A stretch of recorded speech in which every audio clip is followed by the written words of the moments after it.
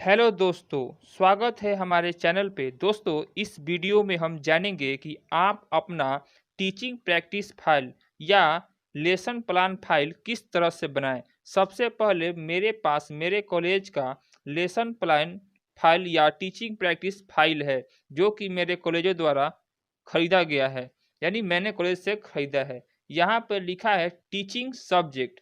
यहाँ आपका honour subject लिखा जाएगा। जैसे मान लीजिए कोई सोशल साइंस का भूगोल का विद्यार्थी है, तो यहाँ पर लिखेगा भूगोल और ब्रैकेट में लिख देगा एसएसटी।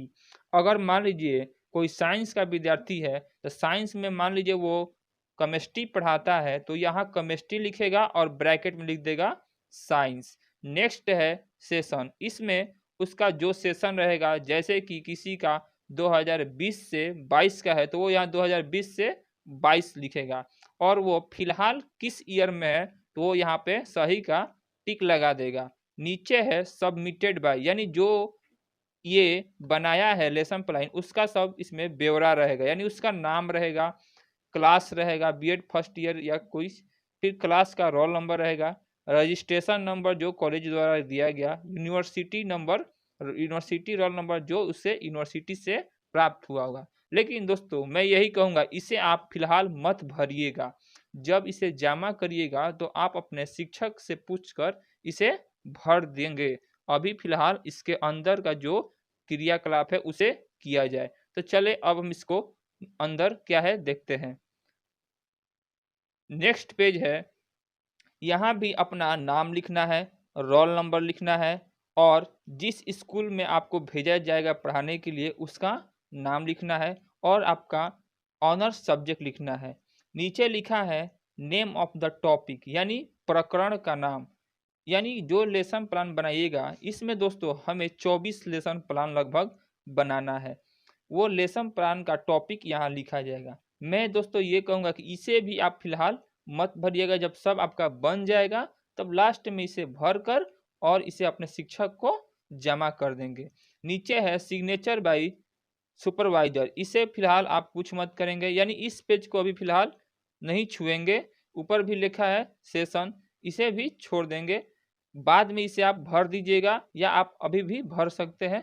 मैंने इसे छोड़ने का ही सलाह दिया है। नेक्स्ट है, तो ये जैसे ही मैंने इसको अभी पलटा, तो यहाँ मेरा ये जो पेज है ये पूरा ब्लैंक है, यानी सादा है। जबकि यहाँ पर कुछ लिखा रहता है और हमें उसी में लेसन प्लान को भर कर बनाना रहता है। चलिए देखते हैं यहाँ पर क्या लिखा रहता है। दोस्तों, मैंने एक लेसन प्लान तैयार करने के लिए सबसे पहले एक फॉर्मेट मैंने तैयार कर लिया हूँ। ये मेरा पहला पेज है एक तरह का। आप इसका स्क्रीनशॉट ले लीजिए। अब चलते हैं दूसरा पेज पर। ये दूसरा पेज हुआ। ऊपर लिखा है प्रस्तुतिकरण, नीचे लिखा है शिक्षण बिंदु। इसको मैं विस्तार पूर्वक तुरंत बताने वाला हूँ। आप इसका भी स्क्रीनशॉट ले लें।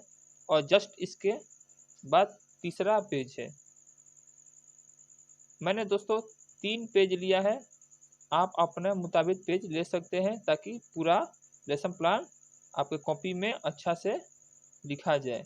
नेक्स्ट है, ये तीसरा पेज के जस्ट पीछे ही आपको लिखना रहता है क्या चीज, मूल्यांकन प्रश्न, जिसको CW कहते हैं, और गृह कार्य, और लास्ट में परीक्षक का हस्ताक्षर। आप इसका भी होमवर्क स्क्रीनशॉट ले लें। अब चलते हैं, इसको भरकर आपको दिखाते हैं। दोस्तों, मैंने एक पाठ योजना यानी लेसन प्लान बनाकर तैयार कर दिया है। जैसा कि मैंने बताया, ऊपर अपना नाम, विद्यालय का नाम, विषय, उप विषय मैंने भर दिया। आप इसे देख सकते हैं। इसे आप स्क्रीनशॉट भी ले सकते हैं। वैसे वीडियो के लास्ट में मैं इसे अच्छा से स्क्रीनशॉट लेने को दे दूंगा। दूसरा है, नेक्स्ट है सामान्य उद्देश्य। इसमें दोस्तों जैसे मैंने बताया, ये सामान्य उद्देश्य आपका उप विषय से रिलेटेड रहता है, यानी मेरा भूगोल से रिलेटेड है। इसमें मैंने लिखा है छात्रों में भूगोल विषय के प्रति रुचि उत्पन्न करना। आप यहाँ पर भूगोल की जगह अपना विषय लिख सकते हैं, यानी अपना उप विषय से इतिहास, साइंस का कोई विषय जैसे केमिस्ट्री हुआ, फिजिक्स हुआ। नेक्स्ट है, छात्रों में भूगोल विषय के प्रति रचनात्मक दृष्टिकोण उत्पन्न करना। नेक्स्ट है छात्रों में भूगोल विषय के संश्लेषण एवं विश्लेषण की योग्यता का विकास करना। और लास्ट है छात्रों में भूगोल के प्रति तर्क एवं चिंतन शक्ति का विकास करना। इसमें दोस्तों कम से कम 3 से मतलब 3 कम से कम और ज़्यादा से ज़्यादा 5 लिख सकते हैं। नेक्स्ट है विशिष्ट उद्देश्य। ये जो होता है ये आपके प्रकरण यानी टॉपिक के अनुसार होता है। यहाँ मैंने लिखा है बच्चों में पृथ्वी की दैनिक गति के बारे में अध्ययन कराना है आज। फिर छात्रों में दैनिक गति के कारण दिन रात होने की जानकारी देना है, यानी इस टॉपिक के अनुसार हो रहा है। नेक्स्ट है छात्रों में दैनिक गति से संबंधित ज्ञान के प्रति विश्वास उत्पन्न कराना है। ये हमारा हो गया विशिष्ट उद्देश्य जो प्रकरण के मुताबिक यानी टॉपिक के मुताबिक है। इसमें कम से कम आप 3 ले जाइए, उससे अधिक यानी 4 ले जा सकते हैं, 3-4 ही ठीक रहेगा। नेक्स्ट है शिक्षण सामग्री। यहाँ मैंने संकेतक लिखा, इसको ले जाना है, यानी इसको आप एक डंडा की तरह होता है पॉइंटर के रूप में। लपेटन श्याम पट, इसे आप आसानी से स्टेशनरी के दुकान पर 70 से 80 रुपये के अंदर या 60 रुपये का भी मिलता है, आप ले सकते हैं। आप अगर कुछ और चीज़ पढ़ा रहे हैं तो उस मटेरियल का नाम यहाँ लिख देंगे। चार्ट पेपर भी ले जाना है तो चार्ट पेपर भी लिख सकते हैं। नेक्स्ट है शिक्षण विधि। इसमें दोस्तों आप कौन सी विधि से पढ़ाएंगे, यानी कि आप व्याख्या करेंगे तो व्याख्या विधि लिख दीजिएगा। व्याख्या के दौरान कुछ प्रदर्शन भी करेंगे, मतलब कुछ दिखाएंगे तो प्रदर्शन विधि मैंने लिख दिया। नेक्स्ट है शिक्षण सूत्र। इसमें दोस्तों बहुत सारे शिक्षण सूत्र होते हैं और शिक्षण विधियाँ भी होती है। इसको मैं नेक्स्ट वीडियो में बताऊंगा, लेकिन अभी आप याद रखें जैसे कुछ कुछ होता है ज्ञात से अज्ञात की ओर। जैसे कि आप स्क्रीन पे साइड में देख रहे हैं कुछ शिक्षण विधियाँ दिखाई दे रही होगी और साथ ही साथ शिक्षण सूत्र भी दिखाई दे रहे होंगे। ये सभी होता है दोस्तों, आप उसके मुताबिक अपने मुताबिक कोई लिख सकते हैं। नेक्स्ट है पूर्व ज्ञान का परीक्षण। इसमें दोस्तों ये लिखना है छात्र पृथ्वी की दैनिक गति के बारे में जानकारी रखते हैं, यानी जो प्रकरण है वही लिख देना है कि छात्र पृथ्वी की दैनिक गति के बारे में जानकारी रखते हैं। अगर कोई केमिस्ट्री को पढ़ा रहा है पदार्थ की अवस्था तो लिख देंगे कि छात्र पदार्थ की अवस्थाओं के बारे में जानकारी रखते हैं। नेक्स्ट है अगला छात्र अध्यापिका या छात्र अध्यापक क्रियाएं।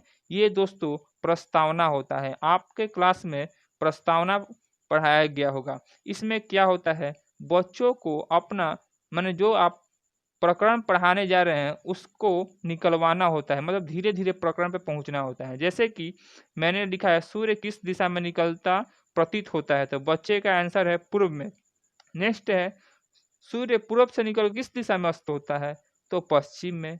नेक्स्ट है सूर्य पूर्व से निकलकर पश्चिम में अस्त होता है, क्यों अस्त होता, क्यों प्रतीत होता है, मतलब किस कारण, तो बच्चे आंसर देंगे पृथ्वी के अपने अक्ष पर घूमने के कारण, इसे दैनिक गति के कारण।